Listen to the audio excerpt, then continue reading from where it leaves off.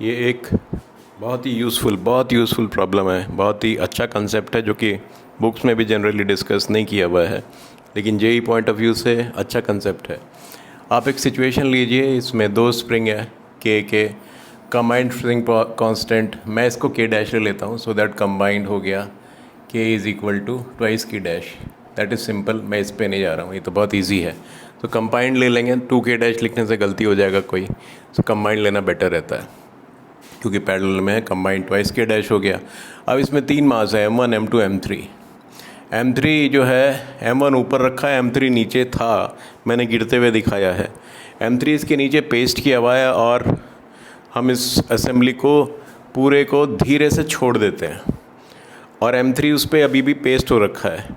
Suddenly M3 का paste थोड़ा गड़बड़ था, जिसने लगाया वो सीरियस नहीं था, वो M3 नीचे गिर जाता है।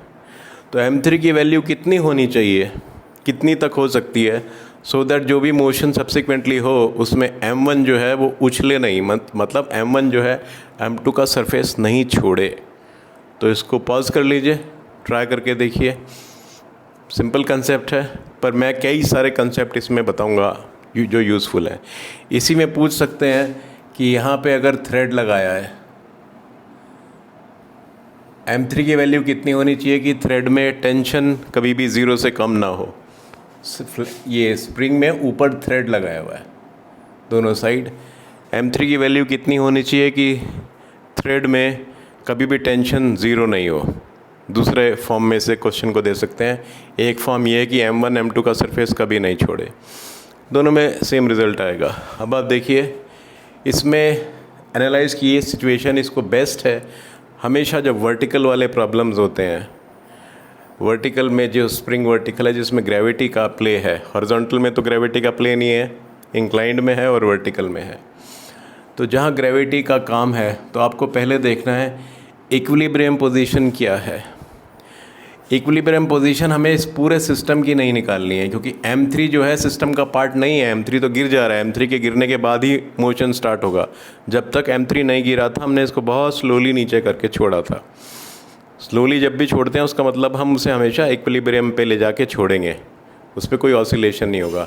उसके बाद उसे हम कोई वेलोसिटी देंगे या उसके बाद उसे फर्दर एक्सटेंड करके छोड़ेंगे, तब SHM होगा। सो पहले तो देख लेते हैं कि ये कहाँ पे इक्विलिब्रियम अपना लेगा अगर M3 नहीं होता। सो मैं अब इसको सिंपल एक स्प्रिंग ले लेता हूँ जो मैंने के बनाया है, यहाँ पे है, इसमें M1 भी है, या ऐसे ही लेते हैं सो दैट ऐसे ले लेता हूँ। ये है M1, M2 के ऊपर M1 रखा है और ये अगर ऐसा होता, ये स्प्रिंग वही है, 2 की जगह मैंने 1 ले लिया, ये ऐसे अटैचमेंट बना दिया है। तो जो स्प्रिंग की नॉर्मल लेंथ है इससे नीचे जाएगा, कितना नीचे जाएगा, इसे मैं लिखूँगा डेल्टा इक्विलिब्रियम। ये एक सिस्टम है, M1 M2 मिला के एक सिस्टम है, मैंने M3 अभी इसमें नहीं जोड़ा है। ऐसे प्रॉब्लम को ऐसे देखना है। इक्विलिब्रियम पोजीशन इसकी क्या होगी, डेल्टा इक्विलिब्रियम क्या होगी, M1 plus M2 G is equal to K delta ई।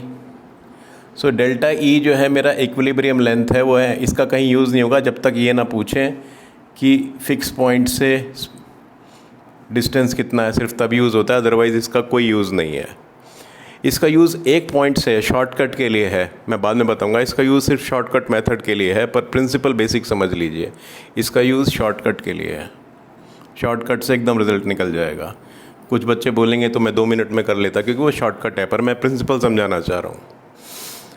अब ये इसका इक्विलिब्रियम पोजीशन है। इस पोजीशन से जब मैं इसे डिस्टर्ब करूँगा तो ये सिंपल हार्मोनिक मोशन, अब मैं फिर से वो डायग्राम बनाता हूँ, मैं थोड़ा टाइम इसमें ले रहा हूँ, पर ये जो है ये इक्विलिब्रियम पोजीशन था। थोड़ा इधर बनाता हूँ सो दैट समझ में अच्छी तरह से आ जाए। मैं 2-3 डायग्राम बनाता हूँ पैरेलली। ये था स्प्रिंग लेंथ नॉर्मल L0, और ये वो सिस्टम है जिसका मैं मास ले रहा हूँ कैपिटल M। यहाँ पे M1 प्लस M2 है, इसकी वैल्यू है M1 प्लस M2। सिस्टम वो है कि जो कि सिंपल हार्मोनिक मोशन करेगा। M3 मैं सिस्टम का पार्ट अभी नहीं ले रहा हूँ, क्योंकि M3 मुझे सिर्फ एक्सटेंशन देगा। इक्विलिब्रियम पोजीशन से जो एक्सटेंशन देगा वो M3 देगा। ये जब मैंने इसको पकड़ा हुआ था उसके बाद मैंने इसको रिलीज़ कर दिया धीरे धीरे, तो ये जो है अब इस पोजीशन से जो नीचे गया ये है डेल्टा इक्विलिब्रियम। इसका वैल्यू था m1 + m2 g/k। अगर m3 नहीं होता तो ऐसे होता, पर यहाँ पे क्या था, m3 भी इसके साथ लगा हुआ था, तो m3 से और नीचे ले जाएगा, फर्दर नीचे ले जाएगा। यहाँ पे m3 की वजह से अब ये और नीचे जाएगा। ये तो था अगर m3 नहीं होता। अब जो एक्स्ट्रा आया, वो डेल्टा जो एक्स्ट्रा आया, मैं उसकी वैल्यू लिखता हूँ, वो है m3g/k, क्योंकि तीनों मिला के, सबका मिला के m1 + m2 + m3g/k पे जाके रुकता ना, या मैं अगर ऐसे छोड़ता। लेकिन पहले आप इसको दो में स्प्लिट कर लीजिए। पहले सिस्टम का लीजिए, सिस्टम यहीं पे आता इक्विलिब्रियम में। m3g इसको यहाँ तक ले आया, लेकिन m3g गिर गया तो सिस्टम का पार्ट नहीं लेना है। m3 जब गिर गया तो m3 बेसिकली हमें ये एक्सटेंशन दे रहा है। क्या हो रहा है, इसकी जगह बोल सकते थे कि हमने इक्विलिब्रियम में छोड़ा फॉर कुछ एक्सटेंशन दिया a। इक्विलिब्रियम से जो एक्सटेंशन दिया a, वो हमें ऐसे क्वेश्चन में m3 दे रहा है। उस a की वैल्यू है m3g/k। सो m3 का सिर्फ ये यूज़ है कि हमने उसको इक्विलिब्रियम पोजीशन से कितना और शिफ्ट किया। और इसमें जो चीज़ ध्यान में रखनी है, ऐसे वाले प्रॉब्लम में हमेशा इक्विलिब्रियम पोजीशन के अबाउट, ये इक्विलिब्रियम पोजीशन, ये सिस्टम का जो इक्विलिब्रियम पोजीशन है, इसके अबाउट SHM होता है। फ्री लेंथ के अबाउट SHM कभी मत करना। फ्री लेंथ के अबाउट होता है सिर्फ जब फ्लैट सरफेस हो। हमेशा जो इक्विलिब्रियम वाली एक्सटेंशन है उसके अबाउट SHM होता है। और जब तक हम जो एक्स्ट्रा इक्विलिब्रियम पोजीशन से जो एक्स्ट्रा उसको डिस्प्लेसमेंट दे रहे हैं, वो डेल्टा E से अगर कम होगा, <= डेल्टा E, तब तक ये स्प्रिंग को कंप्रेस नहीं करेगा। मींस मैक्सिमम यहीं तक जाएगा। नेचुरली जो भी हम एक्सटेंशन देते हैं, वो एक्सटेंशन इक्विलिब्रियम पोजीशन के अबाउट दोनों साइड होगी ना, तो जो मैं एक्सटेंशन इसे दे सकता हूँ वो डेल्टा E से कम होना चाहिए, सो दैट स्प्रिंग कंप्रेस नहीं हो। तो वो तो सिचुएशन हो गया, स्प्रिंग कंप्रेस होगा तो थ्रेड में टेंशन 0 हो जाएगा। उसका आप इक्वेशन लिख के निकाल सकते हैं। सो A should be <= delta E। एक तो ये आपको सिचुएशन समझना है कि जब तक A जो है डेल्टा E से कम है, स्प्रिंग कभी भी कंप्रेस नहीं होगा, एक्सटेंडेड फॉर्म में ही रहेगा। अब मैं इसका इक्वेशन लिख के देखता हूँ जो मुझे प्रॉब्लम को सॉल्व करना है। मैं ले लेता हूँ x को पॉजिटिव इस डायरेक्शन में, और इस डायरेक्शन में x को नेगेटिव ले लेता हूँ। कैसे भी ले सकता था, पर ये करने से मेरे को इजी हो रहा है। तो मैं x, जो सिंपल हार्मोनिक मोशन का इक्वेशन हम लिखते हैं, जब भी डिस्प्लेसमेंट पहले होता है तो उसको लिखते हैं a cos ωt के टर्म्स में लिखते हैं, जो हमने इनिशियल डिस्प्लेसमेंट दिया। अब क्योंकि मैंने इसको नेगेटिव x में दिया था, डिस्प्लेसमेंट जो है ऊपर मैंने पॉजिटिव लिया है और नीचे मैंने नेगेटिव लिया है, तो इस इक्वेशन को मेरे लिए बेटर होगा लिखना माइनस a की वैल्यू क्या थी, m3g/k cos ωt। ये मेरा इक्वेशन हो गया इस मोशन का। अब मैं एक्सलरेशन का वैल्यू निकाल लेता हूँ। इस सिस्टम का जो एक्सलरेशन होगा, m3 तो अब गिर गया, एक्सटेंशन दे के गिर गया। सिस्टम में हमारा m1 + m2 है, इसकी वैल्यू मैं m लिख रहा हूँ,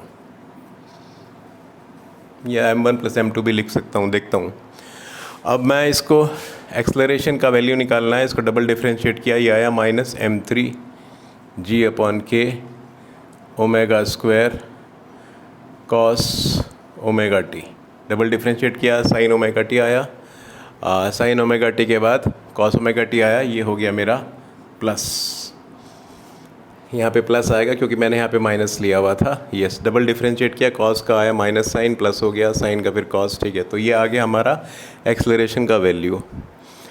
अब जब मैं इसको, अब देखिए नीचे लाके छोड़ा था, यहाँ से स्प्रिंग जो है ऊपर की तरफ जा रहा है, ऐसे ऊपर के डायरेक्शन में एक्सलरेट कर रहा है ना, आप इंट्यूटिवली भी बोल सकते हैं, ऊपर के डायरेक्शन में एक्सलरेट कर रहा है। यहाँ पे आके व्हेन एक्सलरेशन 0 कब होगा, इसका एक्सलरेशन आप 0 कब होगा, व्हेन ωt इज़ π/2। वो ये इक्विलिब्रियम पोजीशन है, इस पोजीशन में एक्सलरेशन 0 होगा। अब इस पोजीशन से जब ऊपर आ रहे हैं जैसे ही इस पोजीशन से ऊपर है, इसका एक्सेलरेशन जो है डाउनवर्ड डायरेक्शन में है, इसका एक्सेलरेशन जो है डाउनवर्ड डायरेक्शन में है, ये डी एक्सेलरेट कर रहा है, इधर से इधर तक जो एक्सेलरेट कर रहा है, इस डायरेक्शन में एक्सेलरेट कर रहा है इक्विलिब्रियम पोजीशन तक, और इक्विलिब्रियम पोजीशन से ऊपर निकलते ही ये डी एक्सेलरेट कर रहा है, मींस रिटार्ड कर रहा है। अब इक्वेशन ऑफ मोशन लिखते हैं। यहाँ पे तो कोई दिक्कत ही नहीं होगा, क्योंकि यहाँ तो उसको खींच रहा है, ऊपर ऐसे एक्सेलरेट कर रहा है, तो m1 जो है सरफेस नहीं छोड़ेगा। m1 सरफेस जब छोड़ेगा जब ये डी एक्सेलरेट करेगा, जब ये डी एक्सेलरेट करना शुरू करेगा, तब m1 के सरफेस छोड़ने की प्रोबेबिलिटी और सिचुएशन ऐसी बनेगी m1 सरफेस छोड़ सकता है। अब वो इक्वेशन लिख के देखते हैं, इनका मोशन देखिए, नॉर्मल रिएक्शन बना लीजिए n, ये है मेरा m2, ये है m1। अब ये ऐसे चल रहा है, इक्विलिब्रियम पोजीशन से मैं ऊपर की साइड आ रहा हूँ, पॉजिटिव x की तरफ आ रहा हूँ। सो मेरा जो एक्सेलरेशन है, सपोज इस टाइम a है, एक्सेलरेशन की वजह से इस पे स्यूडो फोर्स लगेगा, नीचे की डायरेक्शन में लगेगा स्यूडो फोर्स अगर एक्सेलरेशन पॉजिटिव है, और अगर रिटार्डेशन है तो स्यूडो फोर्स ऊपर लगेगा। यहाँ पे रिटार्डेशन है, ए जो है हमारा रिटार्डेशन है, क्योंकि ये इक्विलिब्रियम पोजीशन से जैसे ही π/2, अब कॉस का ये देखिए, ये π/2 आ गया, π/2 हमारा यहाँ था, π/2 से ओमेगा टी की वैल्यू π/2 से जैसे ही ज़्यादा होगी ये रिटार्डेशन आ रहा है, तो ये हमारा जो भी वैल्यू आएगा वो रिटार्डेशन में आएगा, और ये मैक्सिमम कितना हो जाएगा, when omega T is equal to pi, तब मैक्सिमम नेगेटिव आएगा। So A dot maximum in negative sense is m3g omega square upon k minus, means ये रिटार्ड हो रहा है, पॉजिटिव x में जा रहा है लेकिन रिटार्ड हो रहा है। ये मेरा मैक्सिमम एक्सेलरेशन आएगा इस पॉइंट पे, जस्ट इस पॉइंट पे। अब इस पॉइंट पे आप देखिए, इक्वेशन लिख लीजिए, ये सरफेस तब छोड़ेगा जब नॉर्मल रिएक्शन 0 होगा। इक्वेशन लिख लेते हैं इसका, क्योंकि रिटार्ड हो रहा है तो इसमें फोर्स ऊपर लगेगा m1 m3g omega square upon k, और नीचे है m1g।